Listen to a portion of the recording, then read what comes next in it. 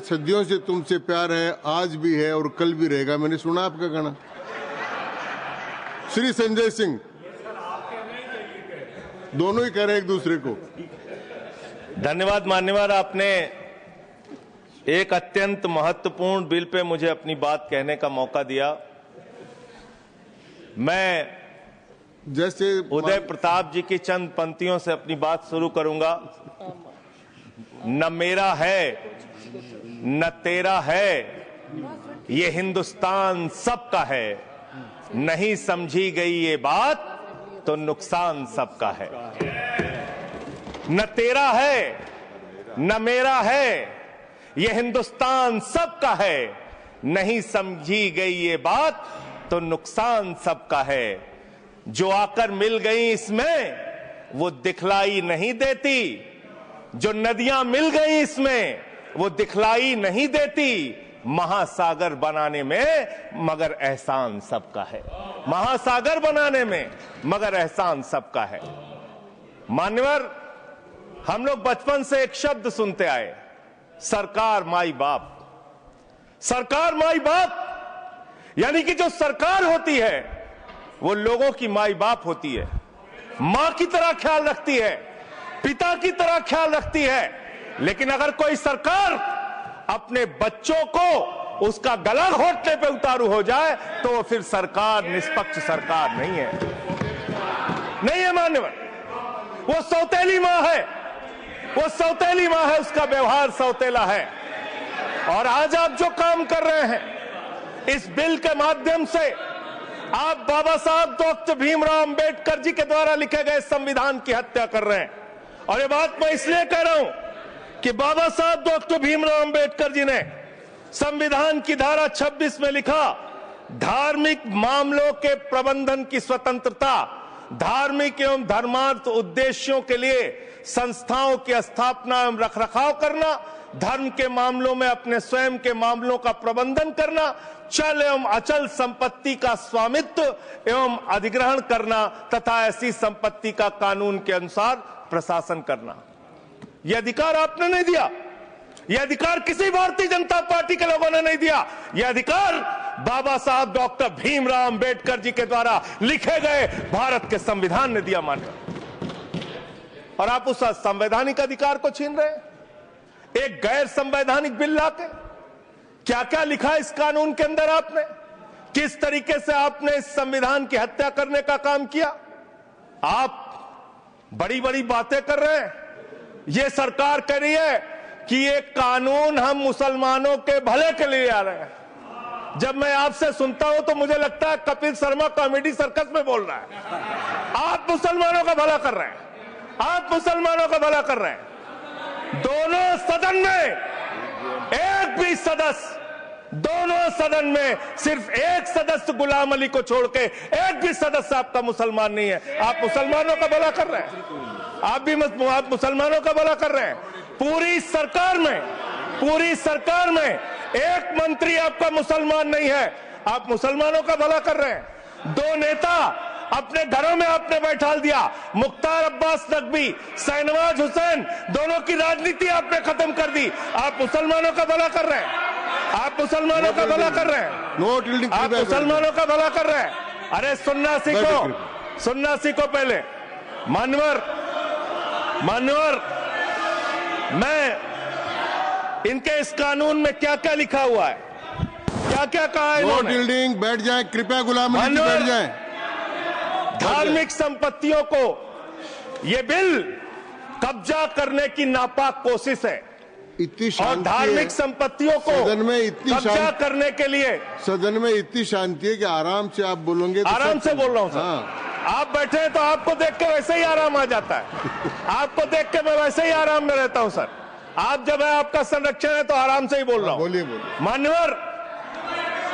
मान्यवर, धार्मिक संपत्तियों को कब्जा करने की एक कोशिश है।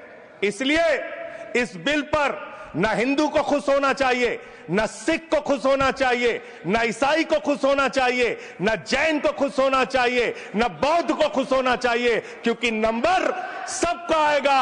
और आज वक्फ की संपत्तियां कब्जा करके आप अपने दोस्तों को देंगे, कल गुरुद्वारे की संपत्तियां कब्जा करके आप अपने दोस्तों को देंगे, फिर चर्चों की संपत्तियां कब्जा करके आप अपने दोस्तों को देंगे, फिर बौद्धों की संपत्तियां कब्जा करके आप अपने दोस्तों को देंगे, फिर जैनों की संपत्तियां कब्जा करके आप अपने दोस्तों को देंगे, फिर मंदिरों की जमीनें कब्जा करके आप अपने दोस्तों को देंगे।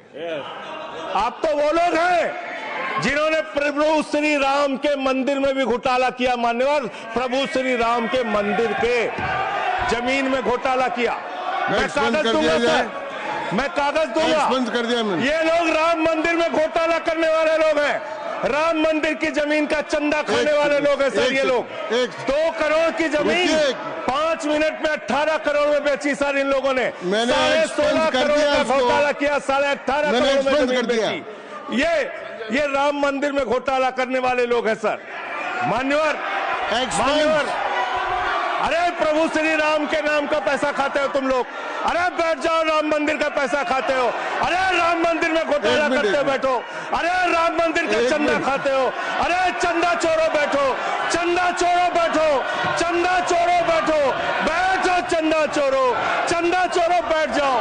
चंदा चोरो तुम लोग चंदा चोरो, चंदा चोरो तुम लोग, चंदा चोरो, चंदा चोरो, चंदा चोरो बैठो। 1 मिनट को प्लीज। चंदा चोरो बैठो। सभापति महोदय, Shri Gajendra Singh ji. Sir, I am not dealing sir, I am not dealing. सदस्य ने चंदा चोरी किया इन्होंने, राम का पैसा खाया करने वाले श्री राम का पैसा खाया सर इन्होंने। राम मंदिर का विषय, राम मंदिर में चंदा चोरी किया इन्होंने। चंदा चोर है सर ये लोग। इन्होंने प्रभु श्री राम का चंदा खाया। कृपया बैठ जाए। चंदा चोरी किया सर। कृपया बैठ जाए। राम मंदिर के संबंध में सर राम मंदिर के संबंध में कहे गए सभी शब्दों को मैं कार्रवाई से निकाल रहा हूं, कार्रवाई से निकाल दिए। 2 करोड़ की जमीन 18.5 करोड़ में खरीदी इन लोगों ने। 2 करोड़ की जमीन अयोध्या में 18.5 करोड़ में खरीदी। मान्यवर, कृपया मान्यवर, मेरा टाइम बचाया जा सर। मान्यवर, टाइम पॉज कीजिए सर, टाइम पॉज कीजिए, बैठाइए इनको। Point of order, point of order allow sir. I am not dealing sir. Point of order Bhupendra Yadav, please sit down.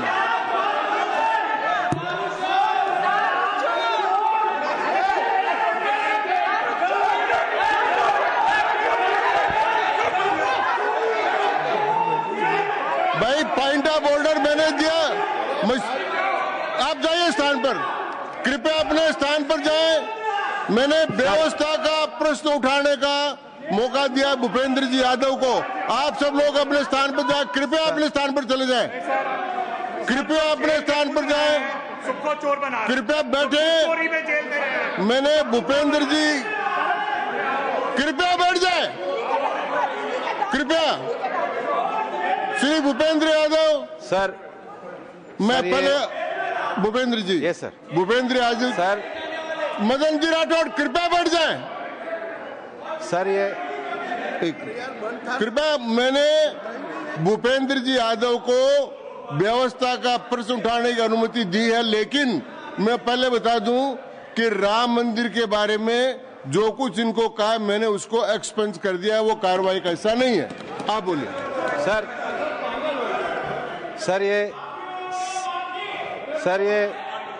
Sir ये सदन का उच्च सदन है। रूल में बता देता हूं, रूल 238 और 240। आप 238 और 240, 238 and 240, you read it sir. There are sir 2 rules है, 238, 240। मेरे को बुक की जरूरत नहीं है। हाउ टू स्पीक ये 238 है सर। 240 बड़ा इंपॉर्टेंट है जी सर। कोई भी सदस्य अगर इररिलेवेंट बोलता है, अगर तो ये चेयर की पावर है कि उस सदस्य को रोक सकते हैं। जो विषय डिबेट से जुड़ा हुआ नहीं है, जो विषय सदन से जुड़ा हुआ नहीं है, इररिलेवेंट विषय को आपको रोकने का अधिकार है। जो सदस्य संजय सिंह जी बोल रहे थे वो इरिलीवेंट है। तीसरा एक और विषय सर, 238 में बोलने के बाद जो असंसदीय शब्द है, किसी भी पार्टी के बारे में, किसी के बारे में जो असंसदीय शब्द है वो बोले गए हैं तो उसकी भर्त्सना भी हाउस पूरी तरीके से करता है, माननीय और उसको हटाता है। माननीय Tiruchi Shiva, Sir, I also stand on the. please, I am allowing Mr. Tiruchi Shiva. I also stand on the same rule, sir. 238 and 240. You didn't quote 238. You remember 240, but 238 you are well versed, I know, but you are not quoted. Nothing refer, only the rule number. Yes, yes. Refer to any matter of fact on which a judicial decision is pending. No. Make a personal charge against a member. No. Please. What is? Please. Kindly listen. Hello, please. I'm on a point of order. I'm on a point of order. I'm on a point of order. Point of order आपने allow किया है। What is that? Point of order आपने allow किया है। Rule 240. बैठ जाए, Sir, सुन ले एक बार। sir. मैं निर्णय मुझे करना, आप तो सुन तो लें। आप बैठे। Mr. Vice Chairman, only 240. 240 which is मैंने quoted, दोनों sir. 238, Sir, sir. 240 दोनों देख लिए। Please, sir. हाँ। Rule 240 says, the chairman, after having called the attention of the council to the conduct of a member who persists in irrelevance or in tedious repetition, you didn't call, sir. Whether it is irrelevance or repetition has to be decided by the chair. So, the chairman. आप सुनो ना भाई, please. Hello, please. I am speaking to the chair. Please तो I am speaking to the chair. इधर देखिए ना। Sir, it is we leave it to your discretion and Yes. decision, sir. Yes. And not it is repetition or irrelevance can be decided by any other member, sir. Only you, sir. Okay, thank you. मैंने श्री भूपेंद्र जी यादव ने 240 में ये और है कि अगर कोई दूसरा सदस्य भी किसी सदस्य के इरिलेवेंट डिबेट को सपोर्ट करता है तो उसको भी डिबार करना चाहिए, आपको शिवा को भी करना चाहिए। अब एक सेकंड, मेरी व्यवस्था यह है कि 238, 240 के अंतर्गत मैंने ऑलरेडी जो असंसदीय सब थे वो और राम मंदिर के बारे में, क्योंकि ये विधेयक की परव्यू में नहीं आता है, इसलिए मैंने राम मंदिर के बारे में इनके लगाए गए इलेक्शन और असंसदीय शब्दों को कार्रवाई से निकाल दिया। धन्यवाद। मान्यवर, आपने कहा कि इससे आप पिछड़े मुसलमानों का भला करने जा रहे हैं। सुनने में बहुत अच्छा लगता है कि आप पिछड़े मुसलमानों का भला करने जा रहे हैं। आपने इसमें कहा कि आप महिलाओं का भला करने जा रहे हैं। सुनने में बहुत अच्छा लगता है कि आप महिलाओं का भला करने जा रहे हैं, लेकिन ये सरकार और यहां पे इस समय मंत्री जी नहीं है, मैं उनसे पूछना चाहता हूं, आप देश को और सदन को गलत जानकारी क्यों दे रहे हैं? माननीय 2013 के वक्फ बिल में जो भारतीय जनता पार्टी की सहमति और सहयोग से पास हुआ, उसमें भी महिलाओं के लिए आरक्षण था। मना कर दीजिए कि नहीं था? मना करिए कि हम गलत बोल रहे हैं। माननीय मंत्री जी ने कहा 1 करोड़ सुझाव आया। मैं आपसे पूछना चाहता हूं, कितने करोड़ ईमेल आए, कितने करोड़ पत्र आए, कितने करोड़ सुझाव आए? पूरे देश को जानकारी दीजिए और मैं आपको दावे के साथ कह सकता हूं, जब पूरा सच सामने आएगा तो देश को पता चलेगा कितने लोग इस बिल के विरोध में थे, कितने लोग इस बिल के समर्थन में थे।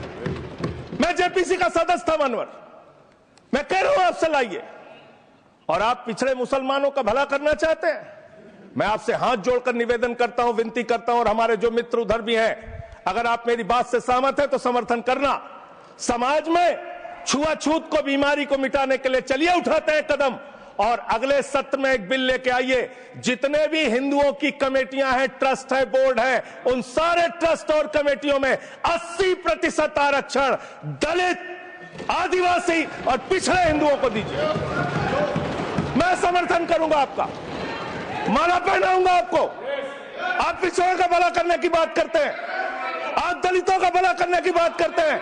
आपकी मातृ संस्था आरएसएस 100 साल तक आपने एक भी दलित, पिछड़ा और आदिवासी, एक भी महिला को आज तक आरएसएस का प्रमुख नहीं बनाया। आप दलितों और पिछड़ों और आदिवासियों की आरएसएस के बारे में अलग कई करने इनकी की बात बात को करते एक्सप्लेन कर हैं। दीजिए। मान्यवर, इस बिल में क्या लिखा है? आप जो भी बातें इस विधेयक के अलावा बोलेंगे उन सब को मैं एक्सप्लेन सर, ये करूंगा। क्या उसमें सत्य नहीं आएगी। है? क्या ये सच नहीं है? सर, मेरा टाइम रोका जाए।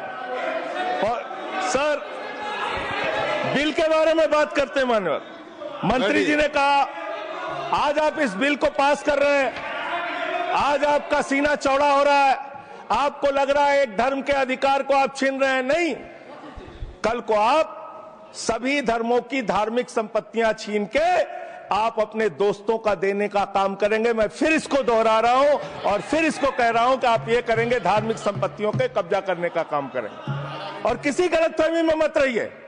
आपको लोकसभा के चुनाव में मात्र 36% वोट मिला है। इस देश की 64% आबादी आज भी आपके खिलाफ है, आज भी आपके खिलाफ खड़ी है। किसी गलतफहमी में मत रहिए। बड़ी बड़ी सत्ता उखड़ गई और चली गई। मान्यवर, आपने इसमें लिखा बिल के अंदर कि वक्फ कमेटी के अंदर गैर मुसलमान इसका सदस्य बन सकता है। आप क्या गुरुद्वारा कमेटी के अंदर गैर सिख को मेंबर बना सकते हैं? क्या ईसाई कमेटी के अंदर गैर ईसाई को सदस्य बना सकते हैं?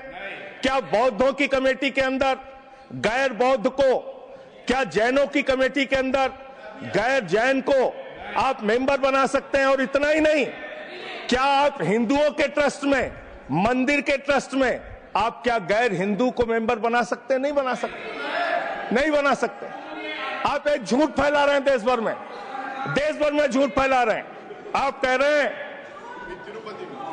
हैं ये मैं पढ़ रहा हूं राम मंदिर का, सर, राम मंदिर ट्रस्ट। झूठ शब्द असंसदीय है, जो असंसदीय शब्द उनको निकाल दीजिए। सत्य से परे, सत्य से परे।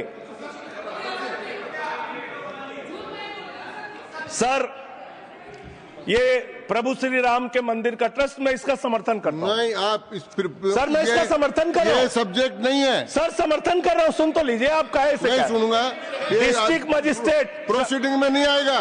सर, मेरी बात तो बिल्कुल नहीं आएगा। सर, मेरी बात सुन लीजिए। घनश्याम जी प्लीज।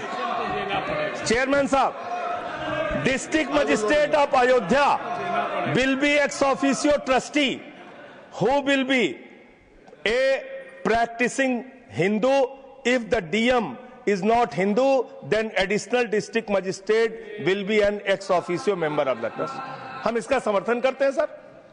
हिंदू धर्म के ट्रस्ट में हिंदू को मेंबर होना चाहिए, आपने लिखा, हम इसका समर्थन करते हैं। लेकिन आप दूसरे धर्मों के ऊपर कह रहे हैं। कल को आप गुरुद्वारा कमेटियों में कहेंगे सिख नहीं, दूसरे धर्म के लोग इसमें आएंगे। कल को आप जैन कमेटियों में घुसड़ेंगे, बौद्धों की कमेटियों में घुसड़ेंगे। ये बात गलत है, ये पूरी तरीके से गलत है। और आज पूरे देश को आप बताइए, मान्यवर, पूरे देश को आप बताइए, 2009 में आपने अपना घोषणा पत्र जारी किया था, मैनिफेस्टो। ये मैनिफेस्टो आपका लेके आया हूं, ये तो आपका डॉक्यूमेंट है, मेरे घर नहीं बना। इस मैनिफेस्टो में लिखा है इन्होंने कि 2009 के मैनिफेस्टो में लिखा है कि वक्फ की जमीनों पर जो अवैध कब्जे हुए हैं, के.आर. रहमान की कमेटी की रिपोर्ट के हिसाब से हम मुस्लिम धर्म गुरुओं के साथ बातचीत करके उसको खाली कराने का काम करेंगे। कितना दोहरा चरित्र है आपका। आपने कहा वक्फ की जमीनों को खाली कराने का काम करेंगे जिसपे कोई और कब्जा कर रखा है। मान्यवर, एक और बात, सुप्रीम कोर्ट के अंदर आप कह रहे हो कागज चाहिए, कागज चाहिए। मंत्री जी ने कहा कागज चाहिए। मंत्री जी, आपको कागज की बहुत जरूरत होती है, कागज आपको चाहिए। आपकी सरकार ने 2020 में, ये पूरे देश को देखना चाहिए, पूरे देश को सर, 2020 में मैं जेपीसी का मेंबर था, ये कागज वहां मिला हमें। 2020 में सुप्रीम कोर्ट में, सर आप, मेरी बात नहीं आ रही सर, सर मेरी बात नहीं आ रही। 2020 में मान्यवर, इस भारत की सरकार ने, मोदी जी की सरकार ने शपथ पत्र दिया सुप्रीम कोर्ट में। से क्या लिखा हुआ है? 99% वक्फ की संपत्तियां डिजिटाइज हो चुकी हैं। मुख्तार अब्बास नकवी साहब आपके मंत्री थे, उनका बयान है 100% वक्फ की संपत्तियां डिजिटाइज हो चुकी हैं। तो जब आप सारी संपत्तियां डिजिटाइज कर चुके हैं, सब कुछ ऑनलाइन कर चुके हैं वामसी पोर्टल में, सारे कागजात जांच चुके हैं, तो क्या आप फसाद कराने के लिए फिर से कागज मांग रहे हैं? फसाद कराने के लिए आप फसाद कराने के लिए कागज मांग रहे हैं। आप फसाद कराने वाले हिंदू हैं, हम सौहार्द फैलाने वाले हिंदू हैं। यह बुनियादी फर्क है, यह बुनियादी फर्क है आप में। आप देश भर में फसाद, नफरत, लड़ाई, झगड़ा कराने का काम करते हैं। मान्यवर, मैं अंत में आप लोगों से सिर्फ एक ही बात कहना चाहता हूं कि आज सच्चर कमेटी की रिपोर्ट की बात कही गई और कहा गया 12,000 करोड़ की आमदनी हो सकती थी। एक सुझाव मैं पूरे सदन की तरफ से इस सरकार को देना चाहता हूं। 12,000 करोड़ की आमदनी की चिंता है वक्फ की, करोड़ों मुसलमानों की चिंता है आपको। एक अपने दोस्त को पकड़ के लाइए, नीरव मोदी को 20,000 करोड़ वसूलिए, 12,000 करोड़ वक्फ को दीजिए, 8,000 करोड़ अपने पास रखिए। 8,000 करोड़ का आपको मुनाफा होगा, 12,000 करोड़ वक्फ को दे दीजिए, करोड़ों मुसलमानों का भला हो जाएगा। मान्यवर, अंतिम बात कह के आपने कहा सच्चर कमेटी की रिपोर्ट से 12,000 करोड़ की आमदनी की बात कही गई है। अर्ध सत्य मत बोलिए, पूरा सत्य बोला कीजिए। सुविधाजनक सत्य मत बोलिए, पूरा सच बोला कीजिए। मंत्री जी, इसमें लिखा हुआ है सच्चर कमेटी की रिपोर्ट में कि भारत की सरकार ने, राज्यों की सरकार ने अलग अलग राज्यों में, अलग अलग जगहों पे 365 वक्फ की संपत्तियां कब्जा कर रखी हैं।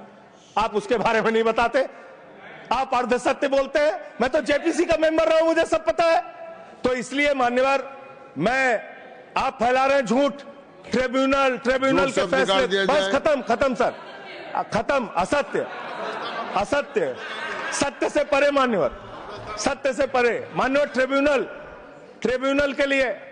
ट्रिब्यूनल के लिए आप कह रहे हैं उसको अपील नहीं की जा सकती। हाई कोर्ट का फैसला ट्रिब्यूनल के फैसले के खिलाफ आया है, सुप्रीम कोर्ट का फैसला ट्रिब्यूनल के फैसले के खिलाफ आया है। आपने कहा 5 साल का प्रैक्टिसिंग मुस्लिम होना चाहिए। कैसे प्रैक्टिसिंग मुस्लिम तय करेंगे सर? आप क्या मुसलमानों के घर में सीसीटीवी का कैमरा लगाएंगे?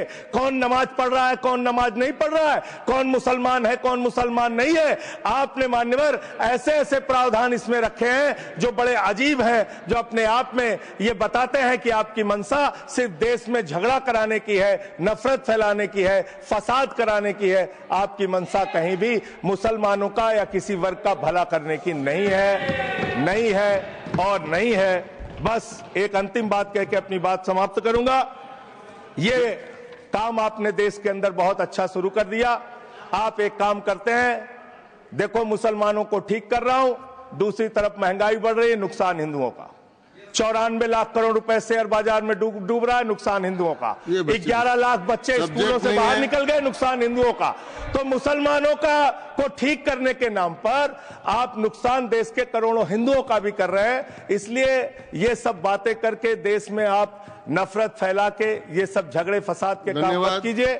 और अंत में आपसे एक ही बात कहना चाहता हूं, अभी भी वो मौका है इस बिल को जो गैर संवैधानिक है, जो बाबा साहब के संविधान के खिलाफ है, इसको वापस लीजिए। धन्यवाद। श्री दूंगा ही संजय सिंह जी को मैं जवाब देना चाहता हूं, सबको जवाब देंगे, लेकिन समस्या ये है, माननीय मंत्री जी को हस्तक्षेप करने का अधिकार है। जब मैं when I reply to everybody, please. मैं सबको जवाब दूंगा। मैं सिर्फ इतना ही कह रहा हूं कि संजय सिंह इतना तर्कहीन बात करते हैं, जवाब देने के लिए जगह भी नहीं है। वो पॉइंटलेस बात करता है, बिल से संबंधित नहीं, इधर उधर का बात करता है। पॉइंट में बात कीजिए, मैं जवाब दूंगा बाद में।